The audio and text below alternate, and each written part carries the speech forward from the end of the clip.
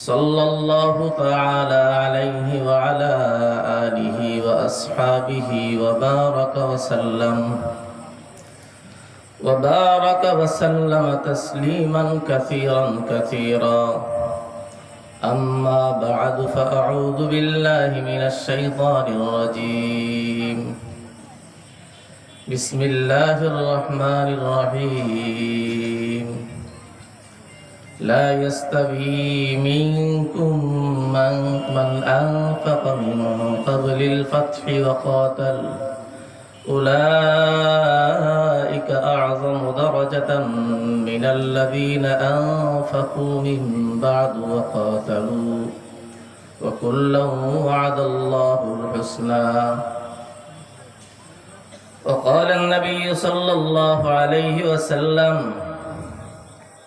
لا تسبوا أصحابي فإن أحدهم لو أنفق مثل أحد ذهبا ما بلغ مد أحدهم ولا نصيفه أو كما قال عليه الصلاة والسلام آمنت بالله صدق الله مولانا العظيم وصدق رسوله النبي الأمي الكريم ونحن على ذلك لمن الشاهدين والشاكرين فالحمد لله رب العالمين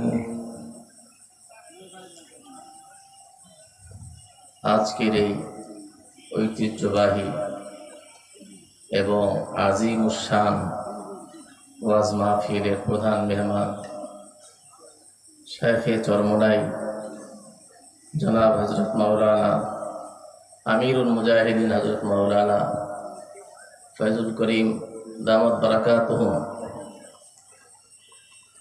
এর আগমন উপলক্ষে ইন্তজাম করা হয়েছে।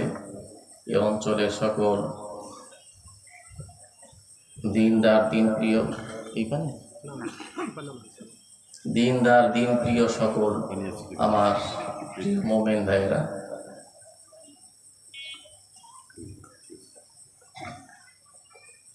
আমি আপনাদের সামনে সময় স্বল্পতা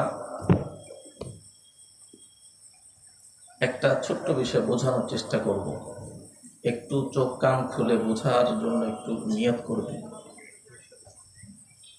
আল্লাহ তাআলা আমাদের সকলকে বোঝার তৌফিক নসিব করুন। একটা ব্যতিক্রম ধর্মী একটা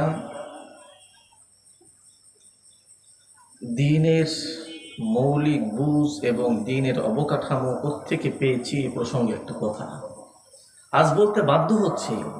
আমরা কিছু কথিত গবেষক, যাদেরকে ভুইফোড় গবেষকের বেশি কিছু বলা যায় না, অনলাইনে একজনে বক্তব্য করতে আসলেই বাস শুরু হয়ে যায় তার বক্তব্য শোনার এক পরিবেশকে সুন্দর গাঁথুনিতে বর্ণনার উৎকৃষ্ট উপস্থাপনার মাধ্যমে পেশ করলে বাস যে কেউ খাওয়া শুরু করে দেয় এবং তার উপরে এত পরিমাণ সমর্থন করতে থাকে, অথচ সেই লোকটার আকীদা বিনষ্ট রয়েছে যে বক্তব্য পেশ করছে। কেউ কেউ তেমন আছে আমাদের কোরআন হাদিসের অনুসরণের ময়দানে সে হাক্কানি ওলামায়ে কেরামের সঙ্গে আছে, কিন্তু নিজের ভিতরে আসলে কোনো বুঝ নেই। অনলাইন যে এত বড় এখন একটা সমস্যা সৃষ্টি হয়ে গেছে, বাংলাদেশের বিজ্ঞ ওলামায়ে কেরাম যারা, এদের 98% কিন্তু অনলাইনে বক্তব্য, ফতোয়া প্রদান এবং বিভিন্ন বিষয়ে আলোচনা তারা করেন না। যারা করছেন এদের এই 2%-এর বেশি নেই। বিজ্ঞদের অবস্থান অনলাইনে 2%-এর বেশি নেই 100-র মধ্যে, আর বাকি যত আছে সবাই হলো একেবারেই দ্বীনের বুঝ এবং মৌলিক জ্ঞানে একেবারেই শূন্যপ্রায়। আমি আপনাদের সামনে যে কথাটা বলতে চাচ্ছি, কথিত গবেষণার যে একটা বাজার গরম করছে অনলাইনে এক একজনে, এরা দ্বীনের বুঝ সম্পর্কে চরম দূরে। আমি আপনাদের প্রথমে শোনাচ্ছি, আল্লাহ রাব্বুল আলামিন যখন কোরআন নাজিল করলেন তা রাসূল করিম সাল্লাল্লাহু আলাইহি ওয়াসাল্লামের উপরে এই কোরআন নাজিলের ধারা অব্যাহত রাখলেন 23 বছর পর্যন্ত। কতদিন? কোরআন কার বাণী? আচ্ছা, কোরআনে কারীমকে বুঝিয়ে দেওয়ার জন্য, একটু সহজবোধ্য করে মানুষের কাছে পেশ করার জন্য নবী সাল্লাল্লাহু আলাইহি ওয়াসাল্লামের উপরে ওহীর দ্বিতীয় পাঠ নাজিল করলেন, যার নাম হাদিস এবং সুন্নাহ। এটা কে নাজিল করেছেন? আল্লাহ। কোরআনের অসংখ্য আয়াত দ্বারা প্রমাণিত, কোরআনের আয়াত দ্বারা প্রমাণিত যে হাদিস ওহীর এক সুনিশ্চিত অংশ। অথচ অনলাইনে এক একজন ব্যক্তি, তাদের নাম আমি এখানে উচ্চারণ করব না, এরা অনলাইনে সে বক্তব্য দিচ্ছে কোরআনের অনুসরণ করব, কোরআনের বাহিরে হাদিস এটা আমাদের অনুসরণের যোগ্য নয়।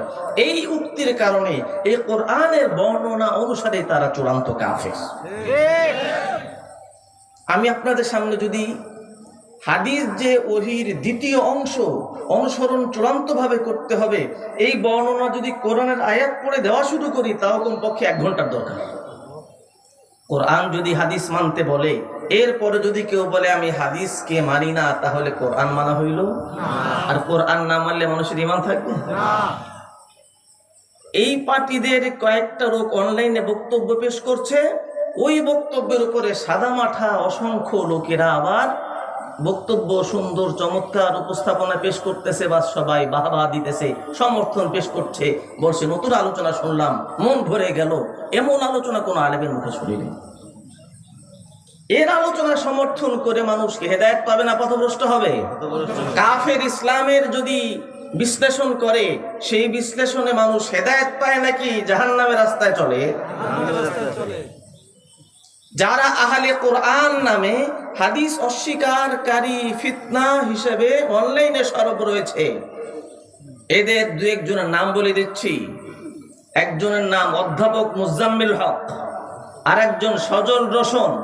এরা কোরআনের ঘোষণায় চূড়ান্ত কাফির। এদের মাথায় টুপি, লেবাসে সুন্নতি আদল থাকলেও এদেরকে সমূলে বর্জন করা ঈমান রক্ষার জন্য অতীব জরুরি। আচ্ছা, এখন এবার আসি হাদিসটা কি? আল্লাহ কোরআনে কি বলেন? وَأَنزَلْنَا إِلَيْكَ الذِّكْرَ لِتُبَيِّنَ لِلنَّاسِ مَا نُزِّلَ إِلَيْهِمْ। হে আল্লাহ, হে আমার রাসূল, আপনার কাছে কোরআন নাজিল করেছি, আর কোরআন নাজিলের জন্য কোরআন মানুষের মাঝে বুঝিয়ে দেওয়ার প্রয়োজন হবে, আর সেইটা বুঝিয়ে দেওয়ার জন্য আপনার উপরে আরো কিছু ওহী নাজিল করি, যেই ওহী কোরআনের মতো অবিকল এইভাবে নয়, সেইটা ভিন্নভাবে আপনার উপর নাজিল করি, সেইটা দিয়ে আপনি কোরআনকে বুঝাইয়া দেবেন।